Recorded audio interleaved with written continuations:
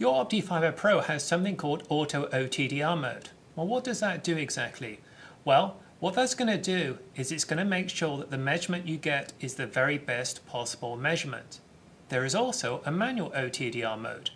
So in this video, I'm going to talk about the differences between auto and manual OTDR mode. Let's do that now by running an example. So we'll run a test.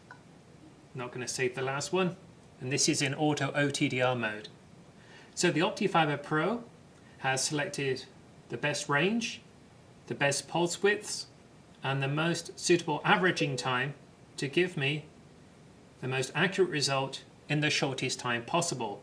And here we see 0.23 dB and a reflectance of roughly minus 40 dB. I can look at my trace, and when I zoom in, you'll notice that it's a little bit bumpy here. Now, there are some people who are going to go, well, that's a little bit too bumpy for me. I want to make that smoother. Well, the way that you would make it smoother is you would increase the test time. You would increase the number of averaging that's being done. To do that, we'll put it in manual OTDR mode. It's not going to change the outcome of the test result, but it will make for a prettier OTDR trace. So, home,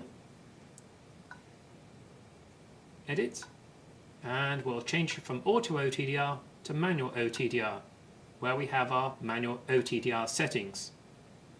My averaging time is set to 40 seconds per wavelength. I can change that and put you through the misery of watching an OTDR measurement take 180 seconds per wavelength. That's a 6-minute test. You know, I'm not even too sure I want to wait 40 seconds, so I'm going to put it to 20 seconds. Let's do done.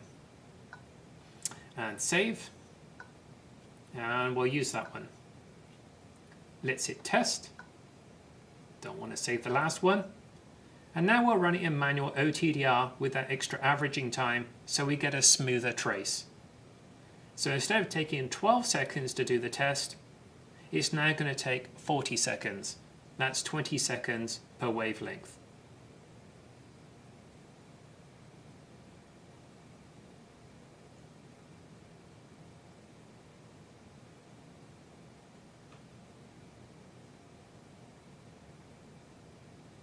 If you look very carefully, you could see it getting smoother there.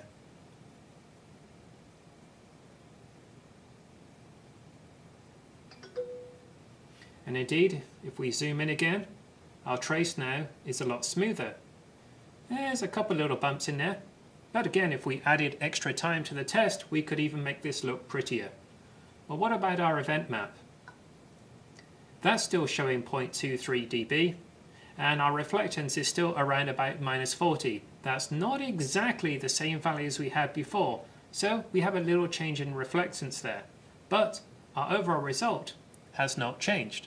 So, you can put it in manual OTDR mode if you wish, but there are dangers in doing that. Only do that if you've been on a proper training course for OTDRs and you understand the consequences of changing those settings. So that's auto OTDR versus manual OTDR. Don't forget to watch my video on test limits as well. That's a very important video to watch, as that will affect the outcome of your test results.